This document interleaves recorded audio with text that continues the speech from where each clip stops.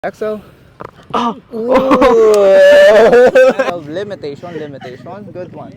Nice one. That's it. Hindi bumalik ka. Ayaw na. Ayaw. Yan. Ayan. Nakikita ko sir kanina, kaya niyang patunugin, ano? Ituturo ko sa inyo yung tips and pinaka-proper way para at least hindi ma-compromise yung ibang mga muscles niyo at saka yung ibang nerve na maliliit. Ayan. Ayan. Kaya ako kinakabahan, ano? Any last words, ano? Hindi, joke lang. Pero ito naman, anong pangalan mo, brother? Aaron po. Aaron, ilang taong ka na? 19 po. Uy, 19. Ilang taong ka na nag-volunteer since nag-start ka dito sa fire volunteer? Dadalawang taon na rin. Uy, 2 years na, Grabe. Grabe yung dedication at puso na itong batang to. At least, ito, tutulungan natin siya para sa kanya ng mga katawan. Ayan, dahil bugbog na bugbog ito sa pag-apula ng apoy. Ready ka na? Ready na. Ayan, sa tingin mo, ano yung pinaka nangangalay sa'yo or medyo iniinda mo? Sa likod ko po, tapos yung balikat ko. Sa likod, ito sa gitna or sa taas? Dito. Ito sa lower back. Tapos Ayan, balikat. saka balikat. Okay, sige, titignan natin, ano. First, ipapush natin yung iyong traps muscles. Any pain? Sakit ah. Masakit? Sige. Oh, sige. Sabihin mo kung masakit kasi mamaya at least makaka-recover ka agad dito. Okay? Sige. Una nating i-check is ito. Yan. Up. Sige. Hawak mo yung aking kamay. Yan. Ilak mo yung siko mo. Dito, hawak ka sa akin. Yan. Sige. Ready? Hinga malalim. Exhale.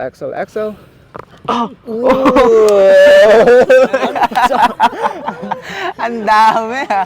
Okay? O, kamusta yun? Sarap na. So that's for your cervical 6, 7 at saka thoracic 1, 2, 3. Ayan, dito sa may upper side. Okay? Next, titignan natin yung kanyang rotation sa kanyang cervical 4.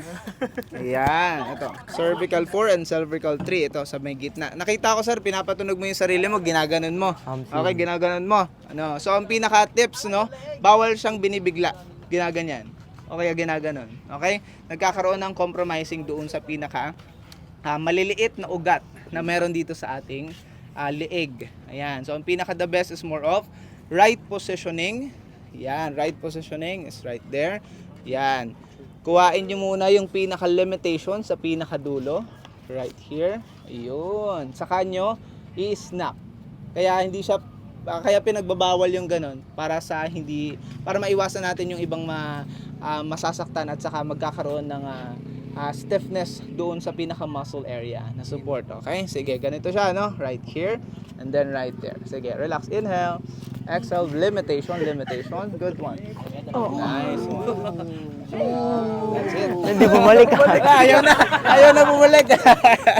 Okay, ngayon. So, pinaka-check naman natin is yung rotation sa kabilang vertebrae. Left, right there. Good one. Yeah, ito naman yung pinakamalalim na part. Right here. Sige, relax yung shoulder mo. Good one. Relax mo yung shoulder mo. Nice one. Nice. You good? Okay. Ngayon, sa batok naman tayo. Ngayon, dadapa ka. Dapa. Yan. Tignan natin, ano? Sa batok naman, ang pinaka-check natin is this one. Okay? Sa ating yun. So may ating cervical 7 at saka cervical 6 right here. Kita mo I yan? will push this one. Ayan. So ito, ililihis lang natin ng konti right there. Ito, ipupush ko sa taas, ha? Ready? Hinga malalim. Exhale. Good one. Uy. Kita ko San Pedro dito. Okay, kabila. Here. Ito naman ay connected sa ating rib number 1 right there. Sige, relax. Inhale. Exhale, relax mo yung shoulder mo. Good one. Ooh. Okay. Next, last one. Dito na tayo. Yan. Sige, baba mo yung kamay mo. Right here. This one. Okay, inhale. Exhale, relax yung shoulder. Good.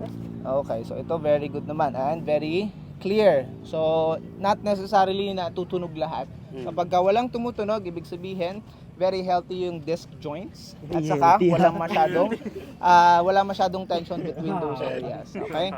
Sige, last one here. Sige, inhale. Exhale. Good. No. Sabi sa'yo, hindi ako healthy. Okay, ngayon, tihaya. Higa ka, higa ka, higa. Ready, inhale. Exhale. Relax ang shoulder. Good. Nice. Bakal. Okay? So ito, no? Kailangan lang ng konting push right here. Ayan, tignan natin sa kabila. Okay? Sige. So kahit anong laki ng isang pasyente, ayan. So kahit anong laki ng isang pasyente, basta tama yung positioning, magkakaroon ng release doon sa pinaka-tension. Okay? Here, push this one. Yan, ganito. No? Right there. Sige, hinga. Exhale. Yun. Nice. Sarap. Okay? Good one. Okay? Last. Yan. Hindi na bumalik si Gigi. Okay, right here. Sige, relax mo to. Yan. So, sa lower extremities din ng ating legs. Okay? So, importante rin ito. Right here. Para dyan sa iyong inner hip. O, relax mo to. Yan. Relax mo yan. Good. Nice. Okay? Good. Right here. Sige, relax mo yan. Yung shoulder mo. Good one. Nice one. Dito. Ramdam ko yung dito. Yan, dyan sa pinaka-inner hip. Para at least maging mobile or loose ulit yung ating pag-move. Tatangkad na ulit ako. Yan. So, upo. Okay. Andiyan ba yung tissue natin? Wala. Para saan? Okay. Sa tissue naman, ang ginagawa natin is, ang pinaka-last na adjustment natin is for the ears. Okay? So sa ears, ang pinaka-tinatanggal natin dito is yung ear pressure. Okay? Para at least maging maayos yung airflow at maging maganda yung hearing senses natin. May tumutunog din. Yes. Okay. So ito naman, Pitik lang. pinipitik lang, no? Yeah, ito beneficial to sa mga nagkakaroon ng development sa hearing, low hearing senses. Ayan, ito, here. This one. Okay. Yan, sige. Relax ang shoulder. Good, good, good. This one. Uy. Meron. Ang galing. Kabila, tignan natin, ha? Sige. Here. Para at least mabawasan yung ating pagkakaroon ng ear pressure sa tenga. Especially kapag maingay yung,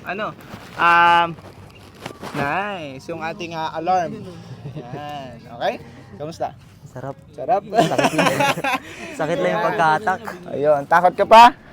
Hindi na. Ayun, so with the right positioning, mas mabilis nating i-release lahat ng mga tension itself sa kung ano yung nangyayari sa ating mga joints. Okay? Yan. Kamusta ang experience? Sarap. Ang gusto na matulog. Ayun. Hindi, magte-training ka pa. Ayan, pero ito ang pinagbabawal lang natin is yung nangyayari sa movement natin na magbubuhat ng sobrang bigat after. Okay? Pwede naman na after 5 to 10 minutes, pwede ka na ulit magbuhat. Pwedeng maligo. Ayan, pwedeng kahit anong gawin. Bakit? Kasi yung pasma itself na tinatawag natin way back, no, ang pinapanakot sa atin, okay? Ang pasma na tinatawag is more of inheritable or namamana. More on sa genes talaga ito. Okay, yung mga nagsusweat, okay, yung mga nanginginig, ayan. So hindi natin nakukuha yan sa physical activities natin outer.